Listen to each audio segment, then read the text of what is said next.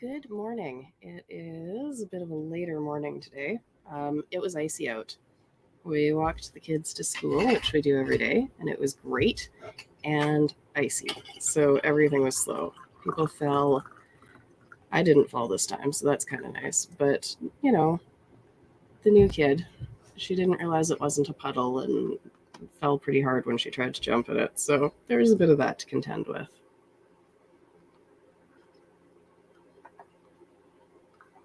So I wanted to take a look for for funsies, but also for anyone who has never had the joyful experience of trying to walk on an icy sidewalk. How do you walk safely on snow or ice? And it says here that my internet is slow. um, Walking on snow or ice is definitely a thing. Ooh, good morning, people. How am I feeling? I'm still feeling pretty crappy, but a little better. You know, I sound worse than I feel, maybe. It's hard to say. It's always good in the morning and then worse in the afternoon. Um, Helpful hints when walking on snow or ice. Plan ahead. Give yourself sufficient time and plan your route. Uh-huh. Traffic moves slowly in snowy conditions. Yeah, but I'm walking. I don't care about traffic.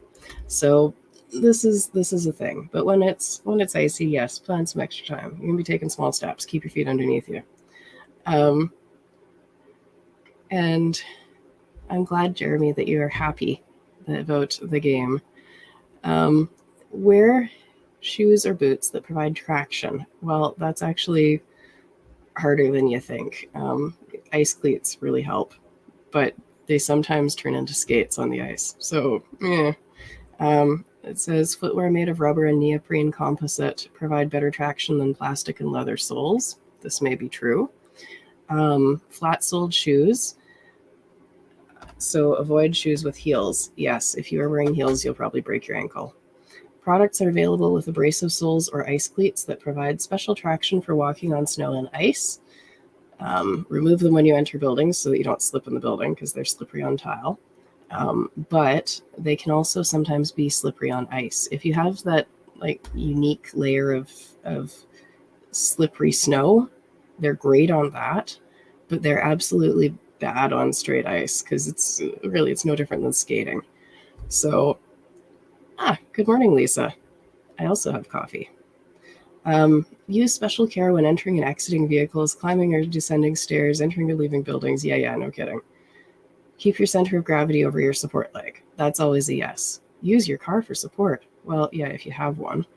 And handrails, again, if you have one. A lot of this seems to be not super helpful, unless maybe you're not from snow. Um, Keep your hands out of your pockets. Of course, you need them for balance. So, walk on designated walkways. Don't take shortcuts over snow piles or areas where snow and ice removal is not feasible. I disagree with that completely. If I have a choice between a slippery as heck icy sidewalk and like a foot of snow right next to it, I'm going to take the foot of snow every single time because that shit has traction. So I would say go in the snow. Yeah, maybe it's over your nice spring boots. Maybe you're going to get wet ankles, but you know what? Better than falling on your butt or breaking your neck or whatever. Um, Look ahead when you walk. A sidewalk completely covered with ice may require travel along its grassy edge for traction. Yeah, that's if there's not a foot of snow on the grassy edge. So I don't know. This is really not amazing. Don't text or read while walking. Yes, I vouch for this. I was waiting at a bus stop once, and somebody who was doing something um, someone who was doing something on their phone and not paying attention walked out onto the sidewalk, slipped, and landed face first on the pavement. That hurts. So don't take your phone out when it's icy. Just don't. You don't need to. And Lisa, where you are, you have 2 feet of ice. I'm impressed. I don't know how you get 2 feet of ice. That's impressive. I have lots of snow. I don't have that much ice, just enough to make things challenging. Take short steps or shuffle for stability. Well, turns out that the short steps and the shuffling is more about keeping the weight over your feet. If the weight of your body is straight over your feet, then you're going to be fine. But as soon as your foot gets outside of your center of gravity, you'll slide. Bend slightly forward and walk flat-footed. I would say don't bend slightly forward because then you'll fall slightly forward. Keep your body at a normal angle. And as for walking flat-footed, kinda, but that's like taking the short steps. You're not going to tippy-toe on the ice. Pretend to be a penguin. Penguins don't fall. Well, I mean, penguins do fall. They fall on purpose. But keep your feet underneath you. Be a penguin. If you fall, fall with sequential contacts at your thigh, hip, and shoulder. Avoid using outstretched arms to brace yourself. Well, I don't necessarily disagree with that, but if your feet slip out from under you and you land on your butt or you land on your face, you can't exactly plan how you're going to do that. So, I mean, I have issues with this. If I'm going to fall, yes, I'm going to try to land on my thigh because my thigh is meaty and squishy. It is a good thing to land on. I am not going to try to land on my hip because the actual side part of my hip is bony. That's not a place to land. But my thigh, yes, I can go aim for that. Don't use outstretched arms to brace yourself as well. Don't use your elbows to brace yourself, because if you use your elbows to brace yourself, you break your elbows. If you use your outstretched arms, you need to be able to spring them back in really quickly as you're falling. You can practice this by falling on walls. Like, stand facing a wall, take a couple steps back, fall toward the wall, catch yourself with your arms, and practice that motion very quickly. If you can do that successfully, then you can try falling on your face. Otherwise, don't fall on your face. Not that you have any control over it. Bend your back and head forward to avoid hitting your head against the ground, unless you're falling forward, and then don't. General rule is to kind of protect your head. So if you start to fall, move your head away from the direction that you're falling. If you're falling forward, try arching backward. If you're falling backward, curve yourself forward, tuck your head in, turn it to the side if you need to. However you're falling, just try not to whack your head. If you whack your head, it's unpleasant. And Zestra says, I'm cold at plus 50 Fahrenheit. Tropical weather is my jam. Yes. 6 feet of snow turned to 2 feet of ice. Dang. Yeah, that can happen, but fall in a snow hole. Crawl diagonally up and out quickly. I haven't actually fallen in a large snow hole. I've gone swimming in really deep snow that one time last year, but I haven't actually fallen in a snow hole yet. And yes, I am open to questions. Minecraft is forcing to change to Microsoft accounts next month. Do I have any tips?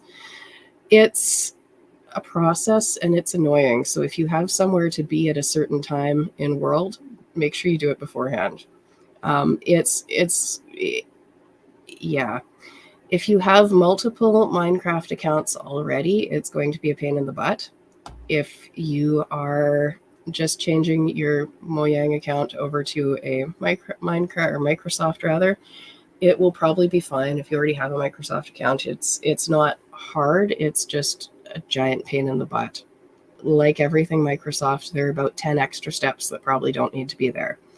And they're going to want to identify you 10 ways to Sunday. So, 2-factor ID and whatever else you have set up, they'll do it. So yeah, my only advice is just make sure you have time on your hands. If you're doing it like half an hour before you have a live stream or an event or a thing, then don't save it. The only tip I have is make time, because it's not necessarily bad. It's just a giant pain in the butt. What's the Minecraft change? Minecraft a while ago was bought by Microsoft, and Microsoft now says you have to have a Microsoft account and you can't just use your Mojang Minecraft account anymore. You have to migrate it so that it's part of your Microsoft account. It's a thing. So be prepared.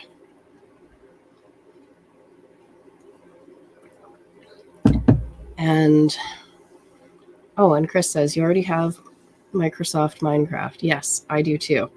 I got the Microsoft Minecraft launcher, and then probably, I want to say a month-ish later, I did the migration because it forced me to, and it just took a ton of time. So it is what it is. And switching accounts is not as fast anymore and all the rest of that. If you have multiple Minecraft accounts, you will need multiple Microsoft accounts to go with them. So be prepared for that. If you have a single account, it's just a matter of merging it, and nothing goes wrong. Your data doesn't go missing, nothing like that. It's red tape, it's bureaucracy. So there you go. And good morning, Darkness Rising. And Lisa says, when I fall on ice, it's so fast that I'm on my back and can't choose. Yeah, that's the thing with falling on ice, is that it is that fast. You don't have time to prepare. You don't have time to think about it. Anything you've practiced doesn't matter because it's fast. It's slippery. So that's something to consider too. The other lesson from my 6-year-old this morning is that if you have something like rain pants, you should probably wear them when it's really icy. If it's not cold enough to wear snow pants, wear your rain pants, because if you slip and fall, at least then you don't end up with wet pants. Because that puddle that doesn't look like a puddle, or does look like a puddle but is actually an ice puddle, it's wet. So that's the thing. Wet puddles, don't jump in them at this time of year because they're icy puddles, and then you fall and it's bad time. Lessons from a 6-year-old.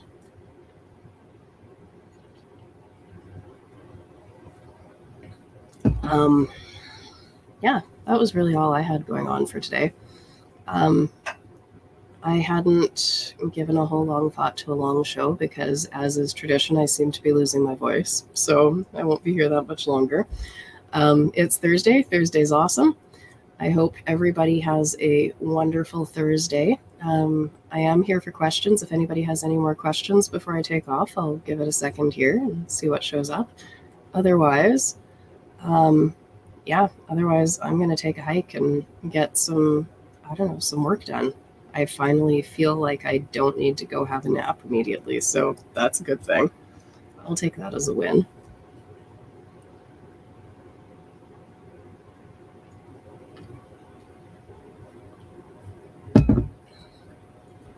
All right, I see a lack of questions. I also know that not everybody types as quickly as I do, so here I am. All right. I'm not a patient person, so I'm going to take a hike. If anybody has questions, feel free to @ me on the Twitter. Work is good. Yes, it is. It feels good to work. Yep, definitely. And I will see everybody around. There's, just as a heads up, there's the Rave Cave event tomorrow at 10 o'clock Eastern in the evening, which is 3 a.m. GMT. I'm learning things, so everybody's invited. I'll try and get a post up for that today so that everybody can make plans appropriately. And that's about it. See you tomorrow. Bye.